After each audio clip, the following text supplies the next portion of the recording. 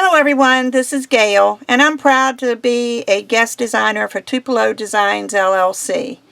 This is a great place to shop for all of your crafting needs. They carry so many items, and you can see their website right there under their design. And I love their logo. It says Tupelo Designs LLC, quality craft products to your door, Greyhound fast. And since I have greyhounds, this is kind of special to me. So anyway, they are your one-stop shop for all of your crafting needs.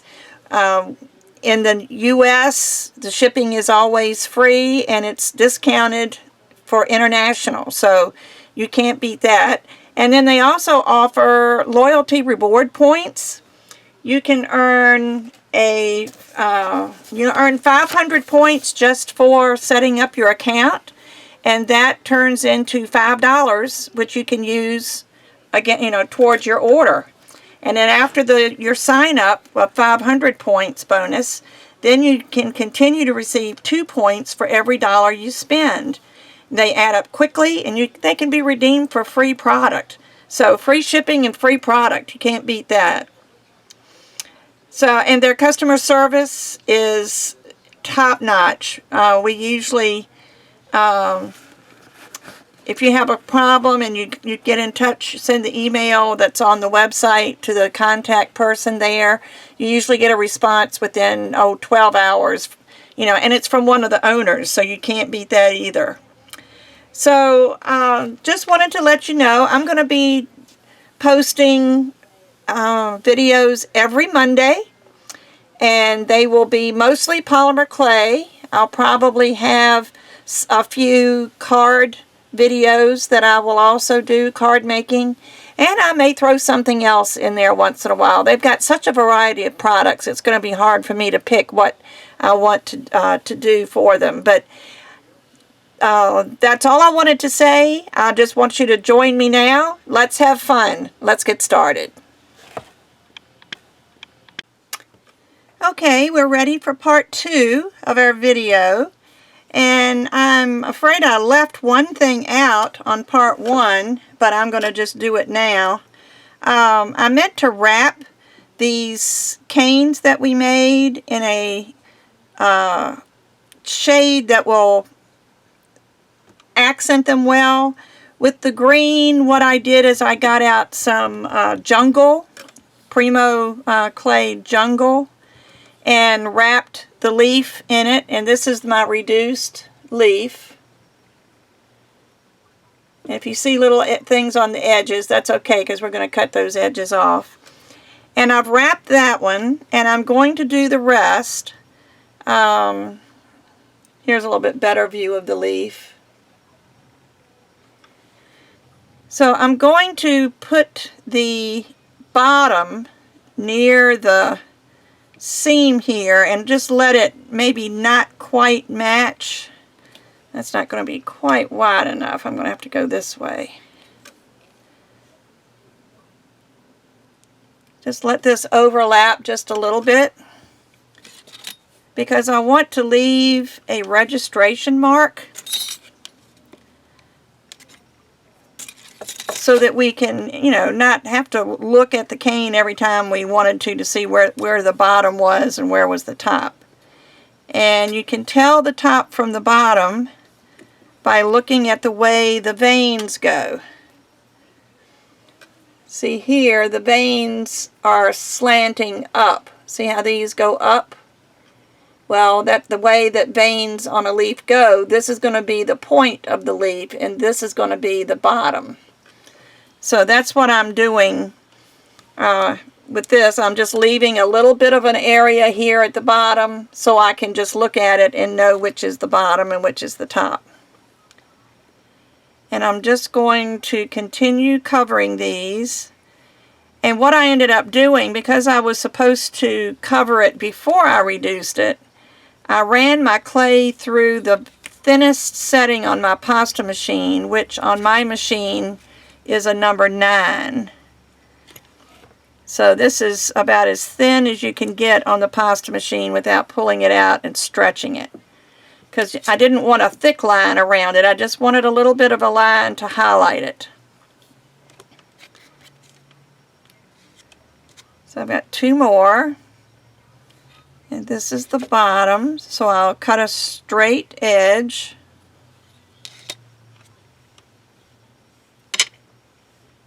Let me do the longer one first so I don't have to cut this clay but once. I'll trim it at the end. Let it overlap just a little bit, just so I'll have that registration mark. And then I'll just cut in a little bit. So see, it's not totally covered. It's almost covered, but not quite. And it doesn't really matter whether you leave that or not. I just like to do it. It doesn't even really matter a lot if you cover these canes before you reduce them. The only reason I decided to go ahead and do it, because I could have just left it. But I know with red clay, it bleeds so much, and since we're going to be putting the red, we're going to be packing this cane with white, is what I'm trying to say. At the end, when we're finished, we're going to put a lot of white clay around it. And I just didn't want the red to seep into the white. So what I ended up doing is I did the same thing as I did with the green, only I used gold clay to accent it, because I thought that would be pretty since the veins in this are also gold. So I have reduced my green and I've reduced my red, and I need to reduce, this is the center, and I need the center to be as long as the rest of them so they'll match. So let me, and I ended up wrapping it in yellow 18 karat gold also. So let me just trim off these ends. Let me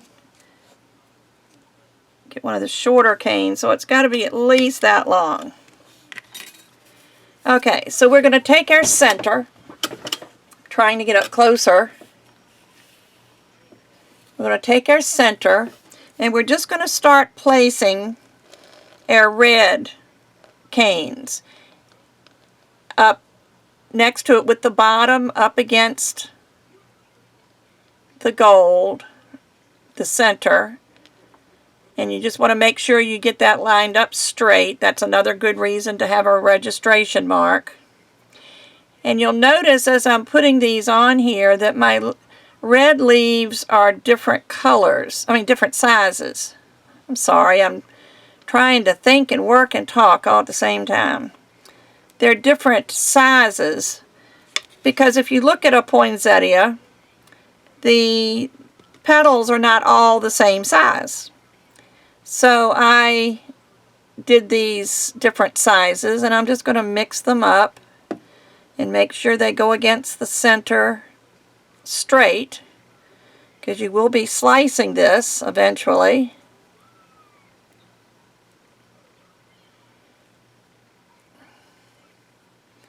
And you just keep adding until you've gotten all the way around.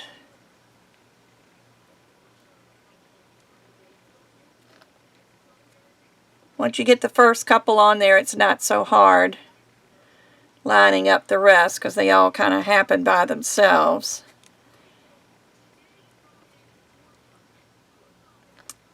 And I probably could have even used a few more of the red canes. Let me pull this one out. It's a little big. It's taking up a little bit too much space right there, and I'll put another one in its place. That's better. Then I don't have to squeeze so much. But that's what we've got so far. And what I'm going to do, I've got 3 left. I'm going to find a place that looks like it could use another leaf and stick it in there. And then I'll try to space these around a little bit, sort of evenly. So I'll put one here. Let me put that side up so you can see it better. And I'll put this one maybe here.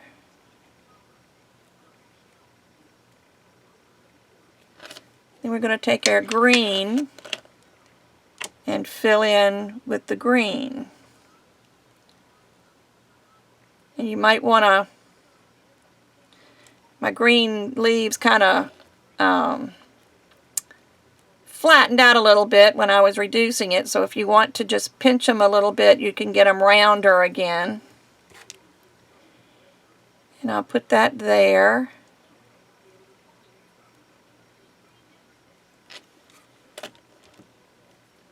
And I'll just pinch all of these just a little bit to get them rounder again.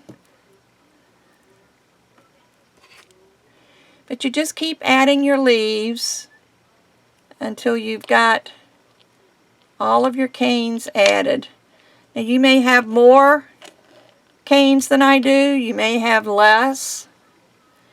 It doesn't matter. Everyone's cane is going to look different. Now you notice at the end, on this end, they're not all the same size. So I'm making sure it's even on one side, and we'll just trim off the other side.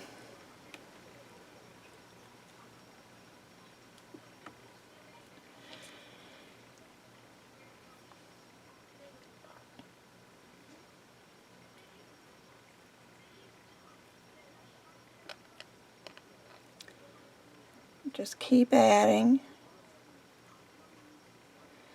I've got one more. Let's see. I think I'll move this one over a notch. Now that kind of puts it. Move this one over a notch. Not this one. That one's fine where it is. I'll move this one over a notch. Then that puts it next to that cane. You just have to finagle these a little bit to try to get them evenly spaced.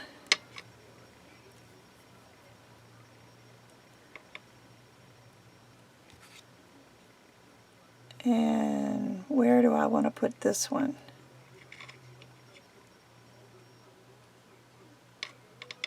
I think I'll just put it here. Doesn't really matter.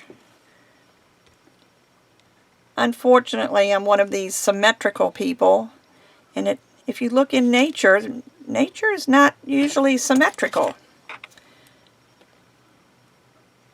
So let me just trim off these ends just so they don't get in our way.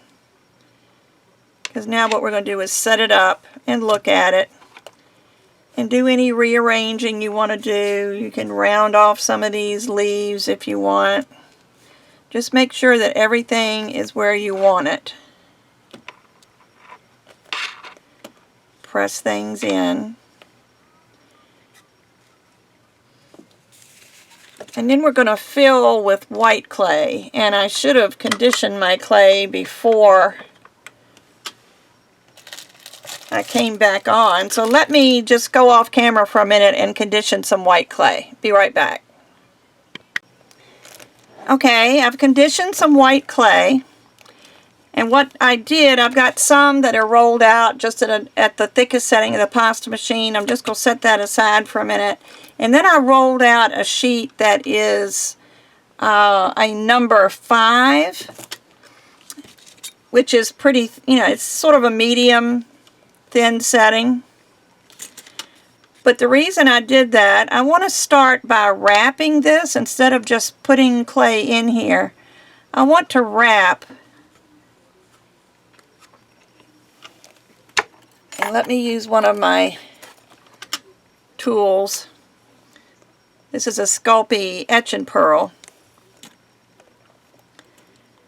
But just press it in, because you want to make sure you fill all of these places, and it's hard to do. So what I'm going to do is just, as I wrap, I'm going to use this to make sure the clay gets in where it needs to go, up against all of these canes. And it'll have to kind of wrap around that one.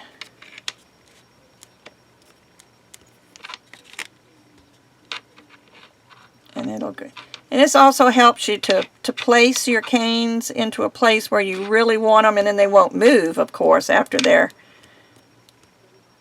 wrapped up.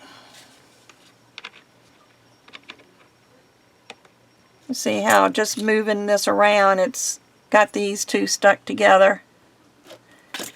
And they're supposed to be separated, so they will be separated in just a minute.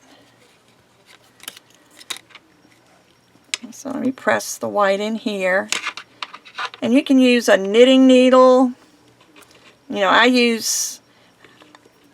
I've got probably just about every polymer clay tool there is. But I like this etch and pearl. It's a set of 3. It comes in 3 sizes.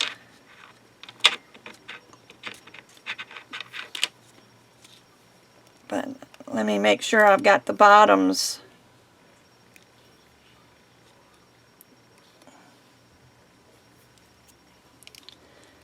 all tucked also.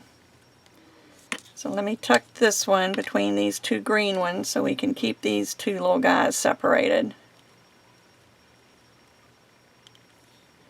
And just continue to wrap. Like I say, this kind of gives it a little bit of definition, and it separates the pieces that you want separated. May not be quite long enough. I'll see if I can't stretch it a little bit. And don't worry if your canes come loose like that green one did. It can go right back into place.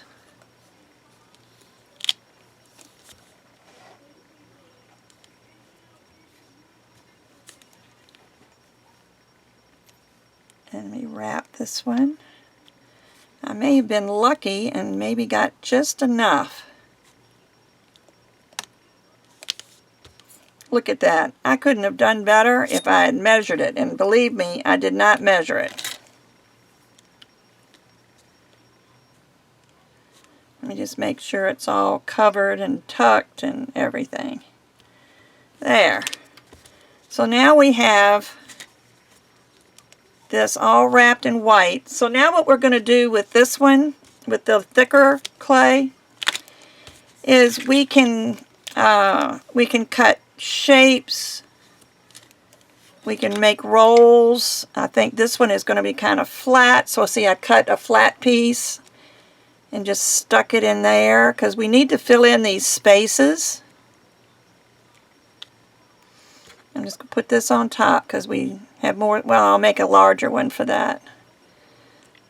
See, those 2 are together. I'll put a flat one in there and stretch it out so that it goes all the way to the bottom. But we just keep doing this till we've got all the spaces filled in. This one needs one going up and down, so I can stick that in there. And here's another place where I can put one in straight up and down.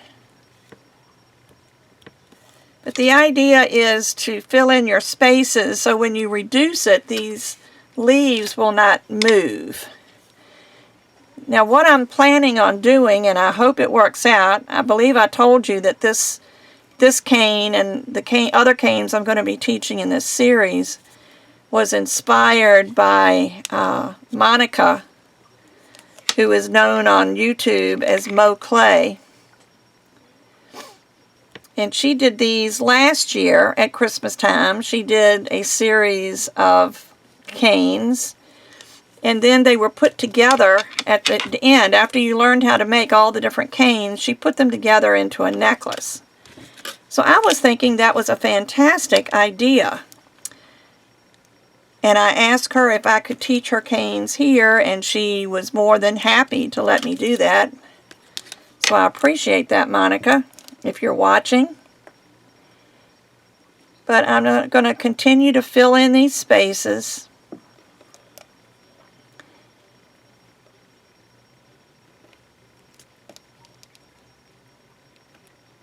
Okay, so I've gone around once. I'm going to continue to find little spaces.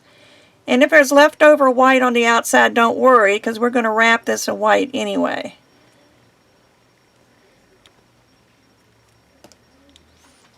See, this leaf is going to need some more packing because you don't want the leaf sticking up, because then when you start rolling it, you'll smash the leaf. So it's just a matter of, ouch, I've got a sore place on my finger and I keep hitting it with the edge of my blade. And I don't want to hurt it to where I bleed or anything, but it's, you know how you do things and you hurt something and it just seems like everything you do it aggravates the place that you hurt. It's kind of where I am right now. Anyway, I'm going to continue to pack this. And hopefully I conditioned enough clay. I may have to do some more. Sometimes it takes a lot of clay to fill in gaps. If I'd had more green leaves, I wouldn't have as many gaps to fill in.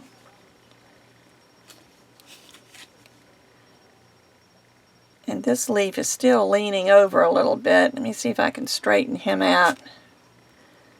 Maybe stick some white down in there with my tool.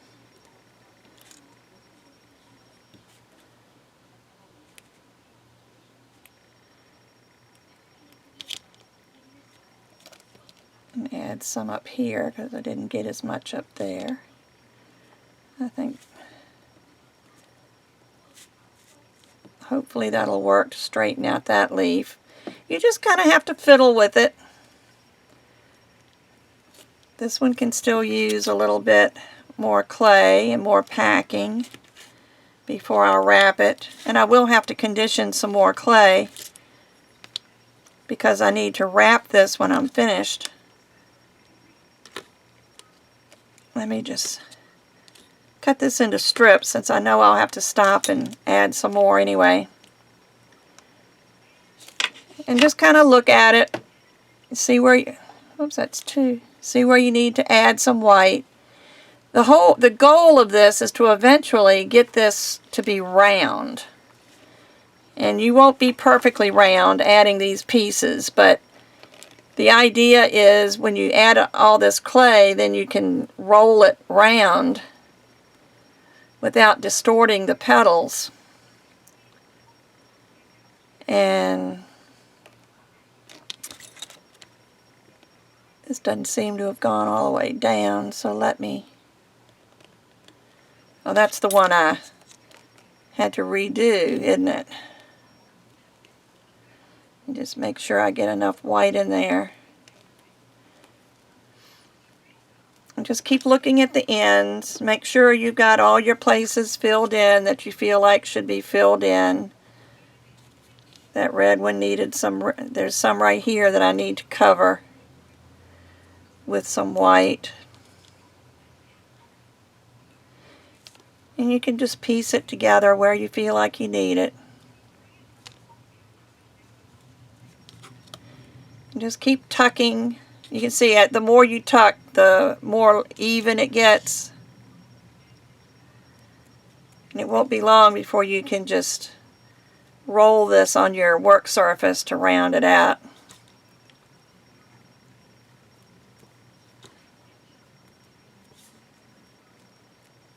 See, I still need a little bit right here. Let me just roll this because it doesn't need it all the way down. It's just one little place.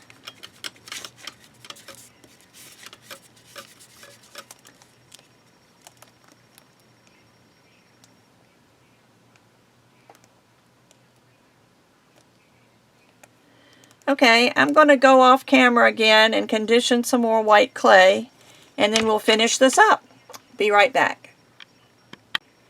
Okay, I have run a strip of clay on my number 3 setting on my pasta machine. This is the 3rd thickest setting. And I had a few little pieces left over, so I just tucked them on here. And now what I'm going to do is I'm going to wrap this cane with white. And I cut it ahead of time so you wouldn't see me fumbling. So it's the right size. Now we've got this huge cane. And we're going, what in the world can we do with this? Well, we could do a lot of things with it. But the main thing is to start compressing it. Because there are going to be a lot of little areas in here that maybe a little bit of air. You need to work the air out. There's going to be places where the canes aren't fit up together very tightly. So you need to make sure that everything gets even pressure on the inside. So you just squeeze the ends and then squeeze in the middle, and you just keep doing this and it'll eventually start moving. You can give it a little twist, not enough to break it, but when all of your clay is the same temperature inside and out, then it's really a lot easier to reduce. Now I'm going to have to move my paper, so please excuse the glare. Wipe my, don't want to mess up my white. Anyway, just roll it on your surface. And the reason I like to use, the paper would have moved with my cane, and I needed something like my tile to not move. Just, once it starts to move, you can pinch it in the middle. Because if you notice here, the inside is beginning to go in just a little bit. See how it kind of curves in? So start pushing in the middle and make it into sort of an hourglass shape. See that? And then you can start pressing towards the outside from the middle, and it helps to push that end back out a little bit. See, it's already flat just by pressing, because I pressed the center first and then just slowly work your way up. And you can't do this very quickly. You need to take your time. But I'll just reduce it a little bit, because what I'm thinking about doing, I think Monica made a necklace with all of her beads on it, and I was thinking we could do a necklace, we could do a bracelet, a Christmas bracelet. We could reduce this down really small and make them into charms and make a charm bracelet. But I wanted to do this early in case you guys decided you wanted to do this for somebody for Christmas and make a great Christmas gift. And everybody loves things that you make much more than the things that you buy at a store. But anyway, I'm not going to reduce this part yet. I think I'm just going to cut this part off. Maybe right here. And this will give us another big piece of cane to reduce later on. But there you go. There's our poinsettia. It's a little wonky, but you know, I think it's cute. You can use sparkly clay if you want to put sparkle in it. Another thing you can do, you can make a slice. Make a slice like this. And then you can stretch it, not stretch it, but get it back into a shape that you like. And then you can bake it. And then when it comes out of the oven, you can use stickles. You can use the red, the cranberry, or the green holly stickles on here. You can use gold in the center. And that would just make a really nice bead. Once it's baked and everything, you could put it on another piece of clay. If you want to do a base color, you could maybe do your base color in a gold, maybe an antique gold or a silver or the 18-karat gold. Do a base for all of your beads, and then you can lay them on there, and then you can cut them out. You can make them rectangular shaped. There's all different things you can do, and I'll be showing you some of these things as we continue with this series. So right now I'd like everybody to go ahead and get their clay. Get right here, all you really need is lots of white, some pomegranate. I think I used Spanish olive for the leaves, and I covered it in jungle. I think that covers everything. Antique gold and 18 karat gold. But get your clay ordered. Work on your poinsettia. If you don't want to make a big one, you don't have to. You can make them much smaller, and then you won't have so much left over. But this is another great thing, and you can buy all your clay and supplies at Tupelo.com. TupeloDesignsLLC. I'm sorry, I apologize for that. .com. So anyway, this is the end of part 2 of my poinsettia cane. Maybe, I think next time I will do an angel.